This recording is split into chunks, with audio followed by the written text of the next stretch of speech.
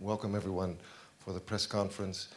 We will be presenting the opening film, closing film. We will be presenting the lineup of our competitions. Can't wait to share that news. We will be taking questions if you're in the room after the live stream. If you're out there watching, use the hashtag IFFR 2020 and we will get back to you with answers if we can find them.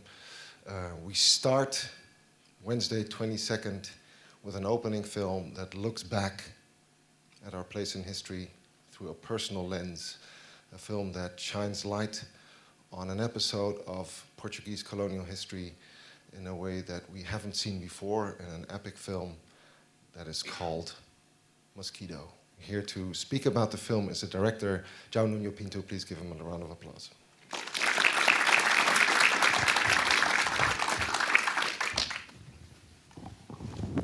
So João, first of all, congratulations.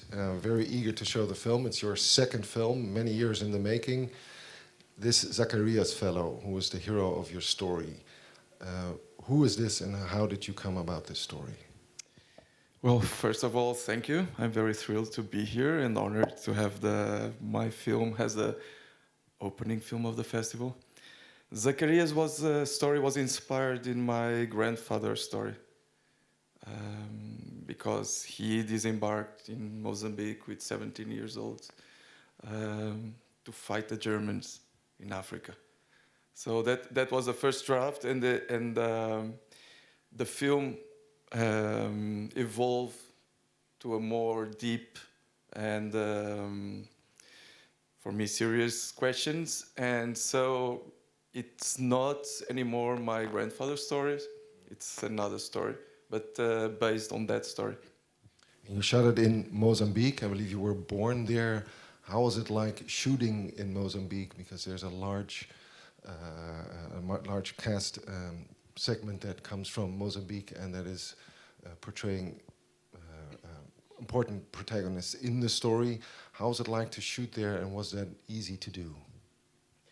Well, it's never easy to do. It's never easy to do a feature film. It's never easy to shoot in Africa. But my relation, I needed to do this film partly to understand a bit of the country I was born, and also to pay a debt of me being born there, being the second generation of a Portuguese colonial family. So I needed to understand that, to go deeper in that matter, and so I dived in this issue, in the country, and it was just incredible, difficult but incredible. I believe there were some issues regarding safety. You had to postpone a couple times the shoot. Is that correct? Yeah, it took me 8 years to be able, since the moment I started thinking of the film until I finished. It was like, I don't know, 8 years. And I was, for 2 years I was postponing the film because of conflicts there. So actually I wanted to shoot a film about the war, and there was war there. So we had to postponed,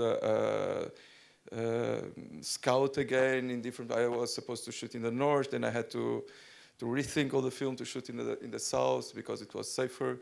So yeah, it was an adventure. What I personally felt very strongly about watching this film is that it's very particular about this moment in time, but it's very similar to stories of how we deal with our past as colonializers, the Netherlands having colonies themselves as well. Dealing with that in a proper way, looking at times in history that have often been overlooked. Is this episode of Portuguese history a big thing now in Portugal, or is this something new? It's always a big thing, and it's always new at the same time. And it's always, for the majority of people, it's irrelevant. So we need to talk about it, so we can change this narrative, this Eurocentric way of thinking about ourselves and about the world. So is this a war movie or is this something else? It's something else. It's not a war movie.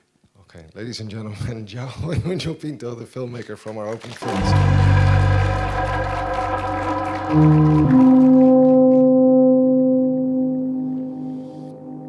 Mosquito is not just our opening film, it's also part of the big screen competition, which is in the voices section. Big screen competition, here it is, the full lineup. 9 films this year, films that we believe are relevant and have an engagement with the audience with regards to their thematics.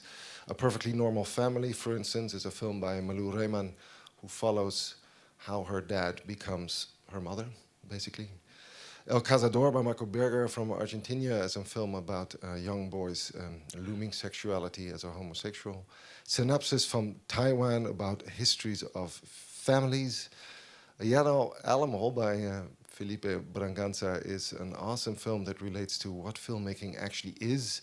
And this one too travels the continents and reaches out to the Brazilian and African connection. Mosquito Enorme by Sophie Letourneur, a different kind of French comedy, tackling masculine toxicity, turning into a wacky comedy after all. The Evening Hour genre piece by Braden King, also in Sundance. Fanny Lie Delivered by Thomas Clay, historic piece with an excellent cast. And Eden by Agnes Kostic, Hungarian filmmaker that I'm sure you've seen her earlier works in Cannes, who's made a film about a woman who's so allergic to everything she has to wear a mask. As it turned out, maybe she's allergic to being allergic, and maybe love can save the planet. These are these filmmakers that have made these awesome films. Big screen competition. As you know, it is a €30,000 award, together with VPRO. And half of that goes to the filmmaker, and the other half goes to distribution of the film, not just in cinemas, but also on VPRO, NPO television. But the interesting part is that the jury is a selected audience jury, not professionals, selected audience jury that say this film definitely needs to be seen.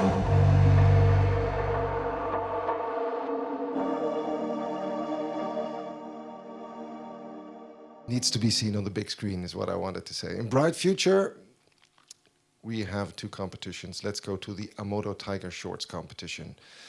The jury is right here, the new director of the Kunsthal, Natanja van Dijk, Safia Benheim, and Greg de Queer Jr.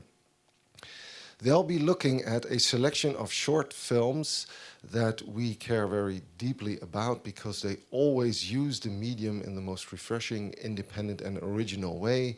You'll see a couple of filmmakers that you may recognize from earlier editions, like Madi Flevo, who has a new film, Wan Ping, who has a new film, Ben Rivers, who has a new film. A selection of shorts that really breaks the mold in terms of what cinema can be. Also, we're very happy to have you again at the festival. We screened many of your films. Can you tell us briefly what we just saw? What is this film about? Yeah, this film, Aggregate State of Matters, is, we saw an excerpt of, it's kind of an investigation or trying to find the knowledge in this place that can be, make understandable how this transformation of landscape that we are in is going, and so there are there is a lot of glaciers, glacier melting, and it's about the desert, but it's also very much conversations with an indigenous community that preserves a different kind of knowledge that I'm trying to reveal through the camera by spending time with them, some knowledge that might be maybe inhabited in their lives or in their bodies that aren't manifested yet. And this is how I'm trying through the camera and through the sound and the conversations to make this kind of hybrid image or sound and state to maybe reveal something that we don't know. What I found very striking in the film, that it somehow gives a different kind of narrative in the area where we speak about climate change and how to deal with that, because there's a different kind of stance from the people in the Andes in this case, as to how that fluctuates and how that is integrated in their own mythology. Is that an accurate observation? Yes, so it's a very natural way of taking on this process and this transformation, and it also transforms the way myths and also the offerings that are taking place that also just naturally transform with the nature. Thank you so much. Ladies and gentlemen, Rosa Barber.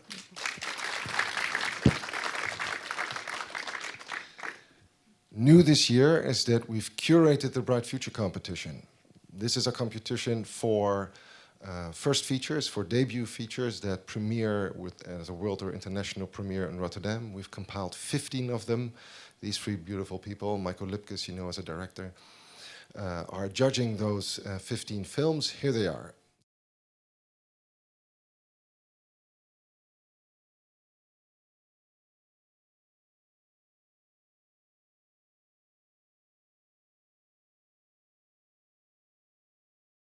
These are the filmmakers involved.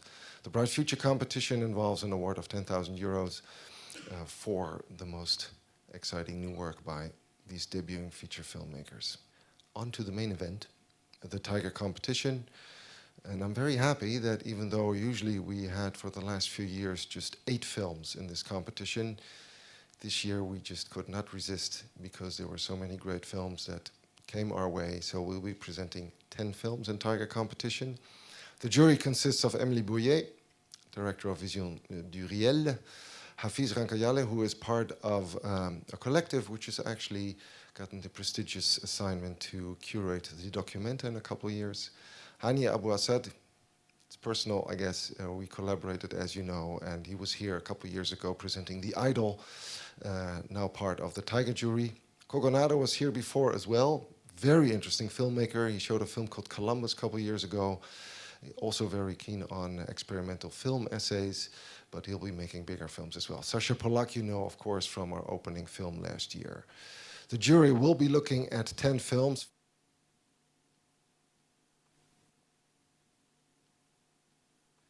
Ladies and gentlemen, we can please give a round of applause to Vincent Boykars and Leila de Munt.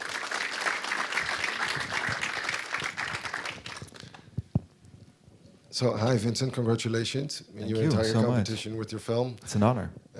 What did we just see? What is this? Is this fiction, documentary? What is this actually that you've shown us? Actually, it's both fiction, it's documentary, it's reality, and everything in between. Okay. And Drama Girl, the film, gives a young woman next to me, Leila de Munt, the leading role, or the opportunity, the chance to play the leading role in my film, fictionalizing her personal story.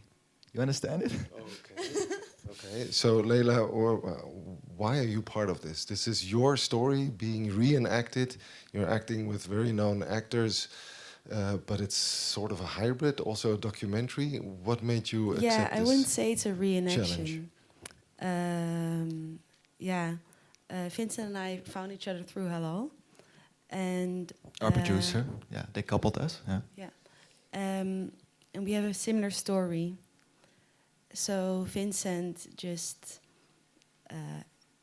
we went through a conversation of 15 hours, where I basically told him my life story, and he made a dramatized fiction film version, like a script, based on my story. So what I'm playing in the fiction is his perception of my perception of my life.